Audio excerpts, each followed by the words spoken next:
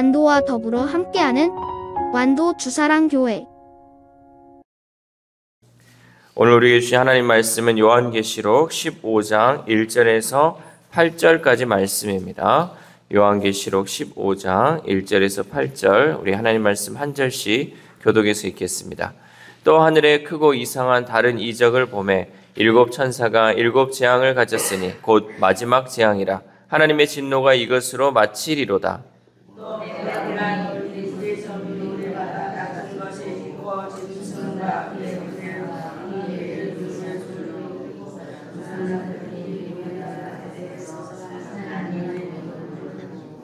하나님의 종 모세의 노래 어린 양의 노래를 불러 이르되 주 하나님 곧 전능하신 이시여 하시는 일이 크고 놀라우시도다. 만국의 왕이시여 주의 길이 의롭고 참되시도다.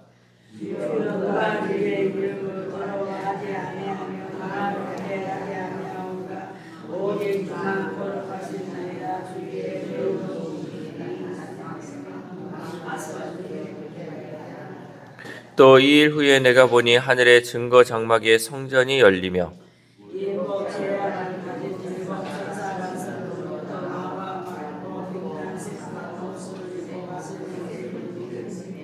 내 생물 중에 하나가 영원토록 살아계신 하나님의 진노를 가득히 담은 금대접 일곱을 그 일곱 천사들에게 주니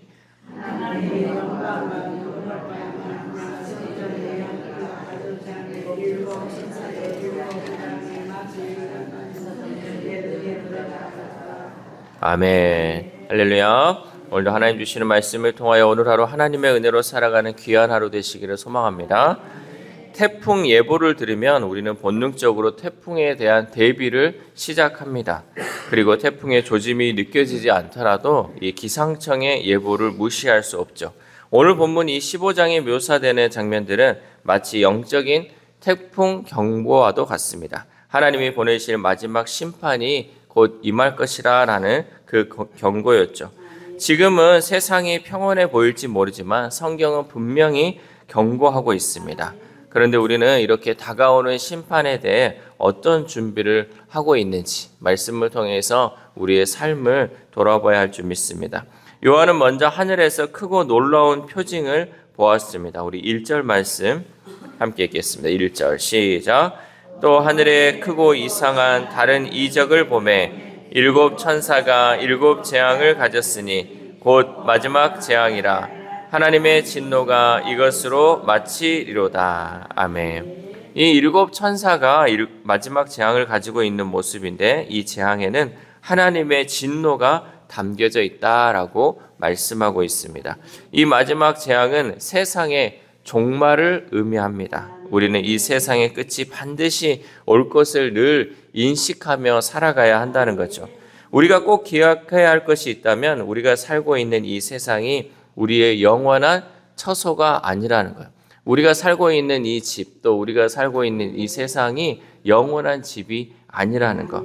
우리에게 있어서 영원한 처소, 또 영원한 집은 바로 하나님의 나라가 이 땅이 아닌 하나님의 나라가 우리의 영원한 집인 줄 믿습니다. 특별히 우리 하나님의 자녀된 우리는 이 땅이 아닌 영원한 하나님의 나라에 대한 그 소망을 가지고 살아가야 한다는 거죠.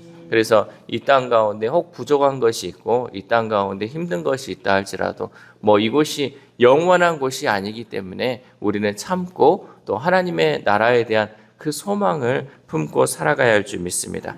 이렇게 마지막 재앙이 준비되는 동안에 하나님을 향한 그 찬양이 울려 퍼졌습니다. 우리 2절에서 3절까지 말씀 함께 읽겠습니다. 시작.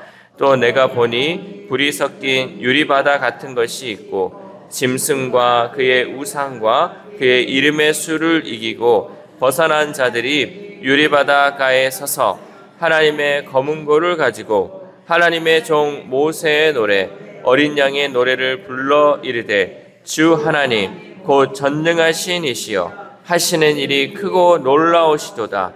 만국의 왕이시여 주의 길이 의롭고 참되시도다. 아멘. 이 세상을 지배하던 그 짐승의 박해에도 불구하고 굴하지 않고 이 죽음으로 믿음을 지켜낸 자들이 하나님께 검은고를 받았다는 거예요. 그러니까 세상에서 지배하는 것에 굴복하지 않고 그 믿음을 끝까지 이겨낸 자들에게는 하나님께서 이 검은 고를 주었다는 거죠. 그들은 맑고 투명한 유리바다 같은 곳에 서서 하나님이 주신 그 검은 고를 타며 하나님의 종 모세와 어린 양의 노래를 불렀습니다. 어떤 이들은 이것을 순교자의 노래라고 부르기도 합니다. 그러니까 끝까지 믿음을 지킨 자들, 믿음을 저버리지 않는 자들이 마지막 때에 하나님을 찬양한다라는 것을 통해서 순교자의 노래라 부르기도 하죠. 모세와 어린 양 예수 그리스도께서 드러난 하나님은 참되고 의로우신 하나님인 줄 믿습니다. 모세는 시내산에서 하나님의 율법을 받았습니다. 하나님은 율법의 계명 안에 사람이 지켜야 할 의로운 기준을 담으셨죠. 이 율법을 통하여서 우리가 어떻게 하나님의 말씀을 또 지켜야 할지, 또 어떻게 하면 의롭게 살아가야 할지를 율법을 통해서 우리에게 주셨다는 거죠. 하지만 연약한 우리 인간은 그 기준에 미치지 못했고 이 율법은 우리의 죄를 드러낼 뿐이었죠. 우리가 이 율법을 통해서 보니까 내가 하나님이 의롭게 살아야 하는 그 기준을 주셨는데 내가 절대 그 기준 안에 살아갈 수 없구나라는 우리의 연약함을 또한 발견하게 되었다는 거죠. 율법이라는 게 그러면 여러분 지키지 말아야 하냐? 아니라는 거죠. 율법을 통해서 우리가 죄인됨을 깨닫는 것이고 또 그것을 통하여서 우리가 하나님 앞에 겸손히 나아갈 수 있다는 거죠. 하나님께서 예수 그리스도를 이 땅에 보내주신 것은 이 연약한 인간들을 위해서 우리의 연약함을 통하여서 우리가 지키지 못하는 그 의 때문에 또 우리가 지키지 못해서 범하는 그 죄 때문에 하나님께서 예수 그리스도를 이 땅에 보내주셔서 그 율법을 완성하셨다는 거죠. 예수님을 통하여서 이 율법이 완성되었다라는 거죠. 그래서 그 예수님께서 이 죽으심과 부활하심을 통하여 율법의 의를 완성하신가? 우리는 그것을 믿음을 통하여서 하나님께서 우리를 의롭다 여겨주었죠. 우리가 의로운 것이 아니라 우리가 그 모든 것을 이루신 예수 그리스도를 믿음을 통하여서 하나님이 우리를 의롭다 인쳐주셨다는 거죠. 모세는 이 하나님이 의롭고 진실하며 거짓이 없는 분이라 라면서 모세의 노래, 모세의 찬양을 통해서 그 하나님을 고백했다는 거죠. 우리도 마찬가지로 예수 그리스도 안에서 모세가 고백했던 그 하나님을 만나야 돼요. 하나님은 의롭고 진실하시며 거짓이 없으십니다 라는 그 하나님을 우리가 만나서 또 우리도 그 하나님을 찬양해야 한다는 거죠. 그리고 구원받은 백성으로서 하나님의 의를 닮아 진실하고 정직한 삶을 살아야 한다는 거죠. 여러분, 이 땅에서 우리가 진실하고 정직한 삶을 살기가 얼마나 어렵습니까? 진실하고 정직하게 살아가면요, 요즘 사람들이 뭐라 그러냐면 바보라 그러죠. 아이고 멍청해서 그러냐고. 근데 우리의 진실하고 정직한 삶은 우리가 살아야 하는 삶이에요. 세상에서 우리를 바보로 여기고 멍청하게 여겨도 그 삶이 하나님의 의를 따르는 삶이에요. 우리는 세상의 기준이 아니라 하나님의 기준으로 살아가는 성도예요, 성도. 그래서 구원받은 백성으로서 이 하나님을 섬기는 자로서 그 정직한 삶을 살아가야 한다는 거죠. 여러분, 찬양은요, 입술로 부르는 게 찬양이 아니에요. 우리의 삶으로 드러내는 것이 바로 찬양이에요. 하나님을 높여드리는 것, 또 우리가 하나님의 자녀답게 정직하게 살아가는 것, 그것이 바로 찬양이에요. 그래서 저는 특별히 우리가 찬양을 하는 그 시간에도 그냥 입술로만 즐겁게 부르는 그 찬양이 되지 않고 그 찬양의 가사처럼 살아내는 것, 또 우리의 삶 속에서 하나님을 높여드리는 것, 이것이 바로 진정한 찬양임을 우리는 잊지 말고 그 찬양을 하나님께 올려드려야 할 줄 믿습니다. 또한 이 다가오는 심판을 앞두고 성도는 하나님을 경외하며 겸손해야 한다라고 말씀하고 있습니다. 우리 4절 말씀 함께 읽겠습니다. 시작. 주여, 누가 주의 이름을 두려워하지 아니하며 영화롭게 하지 아니하오리이까? 오직 주만 거룩하시니이다. 주의 의로우신 일이 나타났음에 만국이 와서 주께 경배하리이다 하더라. 아멘. 이 마지막 심판은 성도에게 영원한 생명과 영원한 벌을 나누는 두려운 심판이 아닙니다. 우리가 마지막 때까지 가져야 할 태도는 바로 하나님을 경외하는 태도. 끝까지 우리가 지켜야 할 것은 하나님을 경외하는 것. 모든 것이 하나님의 주권 아래에 있음을 깨닫고 하나님만을 높여드리는 그 경외심이 있어야 되고, 우리는 늘 부족함 가운데 살아가고 있음을 고백하는 겸손한 마음이 우리 가운데 있어야 돼요. 그런데 우리의 인생을 돌아보면요, 조금만 잘 풀리면 이 겸손함이 사라져요. 내가 뭔가를 한 것처럼 자만하고 교만한다. 성경은 늘 우리에게 강조하죠. 교만하고 또 이렇게 자만한 사람은 넘어지는 거예요. 패망한다라고 말씀하고 있어요. 우리는 늘 하나님을 경외하면서 우리의 부족함을 통해서 겸손하게 하나님 앞에 나아가야 할 줄 믿습니다. 겸손하게 엎드리면서 하나님을 경외하고 또 하나님을 섬겨 나아갈 때 하나님께서 우리를 높이신다는 그 사실을 잊지 마시길 바랍니다. 특별히 다시 오실 주님을 바라보는 우리는 늘 깨어 있어야 돼요. 여러분, 늘 깨어 있어야 된다는 게 늘 인식하며 살아가야 한다는 거죠. 다시 오실 그 주님을 인식하고 그 하나님을 잊어버리지 말아야 한다는 거죠. 마지막 심판을 앞두고 우리가 해야 할 것은 이러한 심판을 내가 어떻게 하면 피할 수 있을까라는 그 방법을 모색하는 것이 아니라 하나님의 거룩하심을 더욱 인식하고 하나님을 경외하고 하나님 앞에 겸손히 엎드리는 것임을 우리는 잊지 말아야 할 것입니다. 또한 내 생물 중 하나가 하나님의 진노가 가득 담긴 금 대접 7개를 7 천사에게 전달하죠. 우리 7절 말씀 함께 읽겠습니다. 시작. 내 생물 중에 하나가 영원토록 살아계신 하나님의 진노를 가득히 담은 금 대접 7을 그 7 천사들에게 주니. 아멘. 이 행위, 이 7 대접을 7 천사들에게 주었다는 것은 하나님의 심판이 이제 실행된다라는 것을 암시하고 있죠. 아직 회개하지 않는 사람들에게 이 마지막 심판은 끔찍한 재앙이 될 것입니다. 우리는 어제도 말씀드렸듯이 다가오는 심판 앞에서 믿지 않는 사람들에게 회개에 이르도록 이끌어야 하는 책임이 우리 가운데 있다라는 거죠.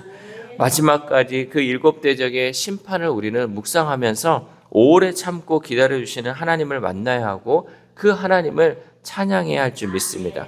우리는 우리에게 손해를 입히고 고통을 준 사람을 만나본 경험이 다 있을 것이에요.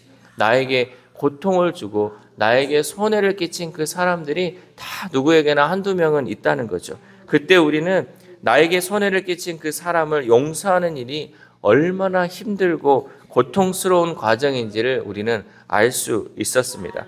하나님은 우리를 구원하시기 위해 헤아릴 수 없는 그 고통과 그 어려움을 참고 견디시며 우리가 회개하기까지 기다리신 그 하나님이신 줄 믿습니다.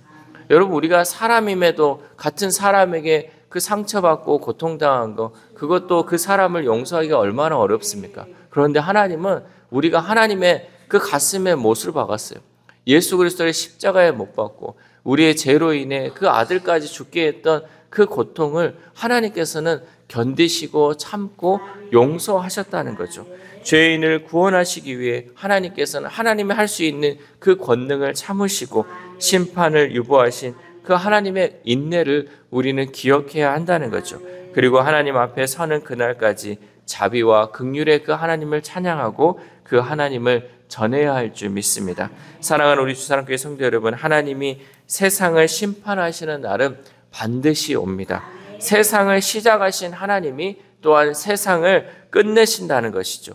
이러한 사실을 믿는 우리는 우리에게 주어진 시간을 소중히 여기고 하나님 뜻에 철저히 순종하며 살아야 할 줄 믿습니다. 이 새벽 우리가 기도할 때 우리의 범죄 가운데에서도 끝까지 참으신 그 하나님을 묵상하면서 혹 우리에게 상처 주고 손해 준 사람들을 아직 용서하지 못하였다면 하나님의 그 마음으로 용서해 달라고 기도하시고, 또한 나도 모르는 사이에 다른 사람에게 피해를 주었거나 또 상처를 줬다면 하나님 그것이 깨달아지고 또 그것이 기억나게 해서 이 시간 회개할 수 있는 마음 주셔서 이 땅에 매여있던 것들이 풀려짐을 통하여서 하늘에도 풀려지는 일이 일어나게 해달라고 우리가 기도해야 할 줄 믿습니다. 또한 오늘 하루를 살아감에 있어서 이렇게 부족한 우리를 구원하신 그 하나님을 찬양하며 하나님을 경외하며 끝까지 하나님 말씀으로 순종하는 저와 여러분 되시길 주님의 이름으로 소망합니다.